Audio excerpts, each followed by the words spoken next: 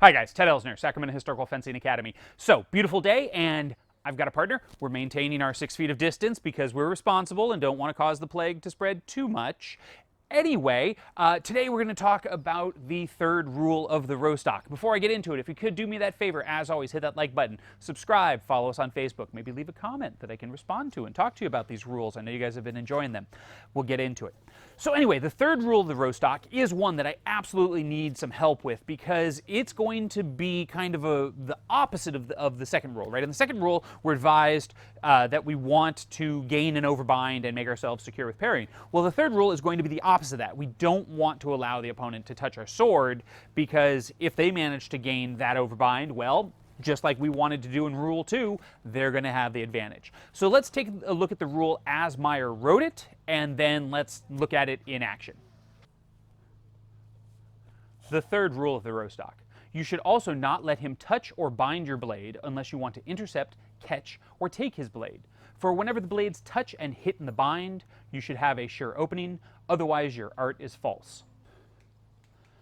All right, guys, so that's the rule. Let's take a look at what it means in practice. So I might start off fencing someone like Jeff, and I don't know him, so I'm going to provide myself a nice, strong kind of parrying position. And, you know, if I can get on top here, this is great. But Jeff isn't going to necessarily allow me to do that, or he might want to do the same thing. So this is bad for me, right? I don't want to allow him to gain this bind. So if he's not already point forward, and I am, and I see him coming to gain the bind, I might do a Durchwechsel, a disengage underneath, to put myself in an advantageous position to now thrust in, because I only want the sword touching if it's to my advantage.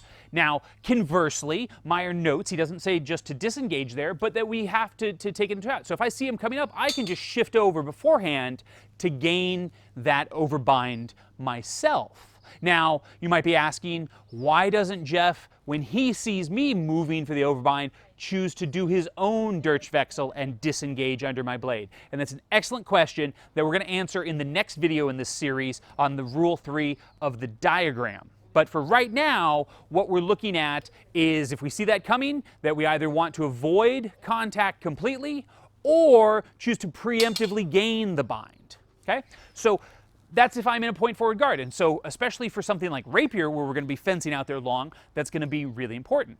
But then we get into the long sword, and maybe instead of hanging out in Gerade Versetzung, we decide that we want to be in something like Flug or Ox. Well, the same rule applies. If Jeff tries to get on top of my blade here and I let him, this is a really bad position for me at this point because he's got that inside line to come in and stab me. So the same rule applies. If I see him coming, I'm going to disengage underneath to try and gain the overbind, or I might even see him coming and turn and press out with a thrust to gain the overbind. Regardless, if his blade is going to touch mine, I only want it to occur when I want it to occur.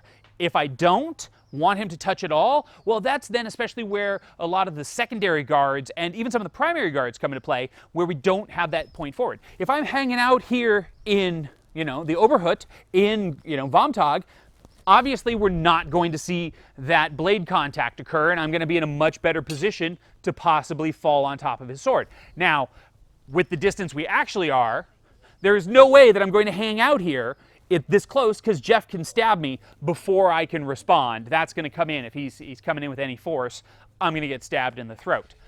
But it is one of the uses of these guards that I might decide to deny it. Now, especially a good one would be something like Zornhut, right? Where not only am I taking my blade out of presence, but I'm also retracting my body while still maintaining the same distance, so that if Jeff thrusts in, he can't reach me without a step, and if he does step, I have that back step available to me to gain extra space. Or, if I see it happening fast enough, just striking right down into it and following in.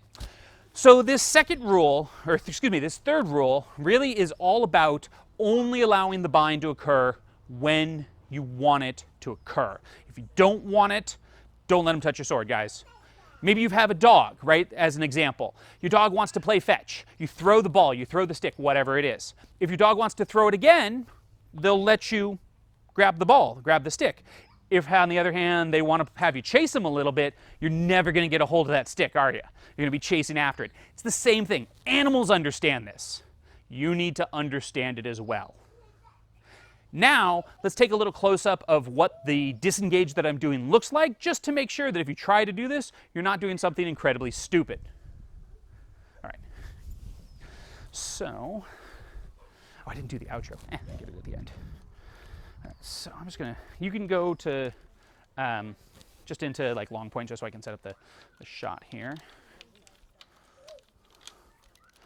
Because I'm mostly gonna do this as a close-up on the hands, I think.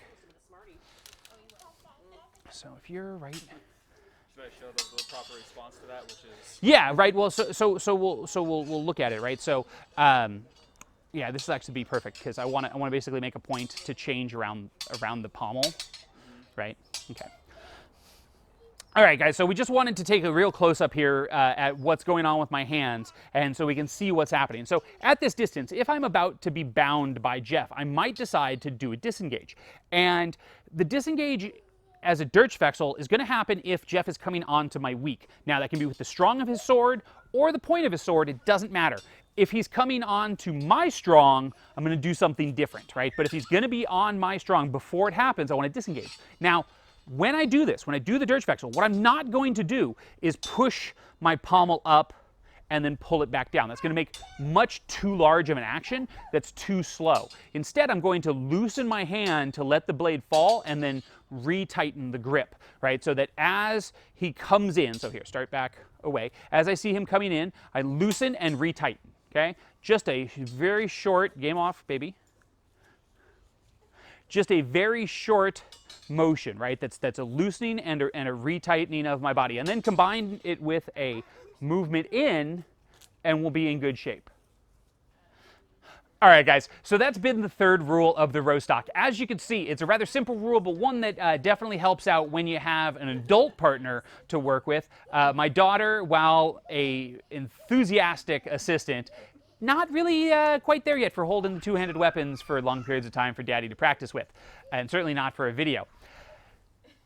Hopefully you guys have enjoyed this. Hopefully it's helping out. In our next video, we're going to be looking at the third rule of the diagram, where Meyer, after telling us to not allow a person to touch our sword, then gives us a warning about one of the actions that we might choose to do to avoid that touch. So join us for that next video, guys. And like I said, if you haven't already, hit that like button, subscribe. We love it. If you have any comments, questions, concerns, criticisms, witty remarks, throw them down there in the comments so that we can answer them for you. And otherwise, guys, stay safe, and we'll see you next time.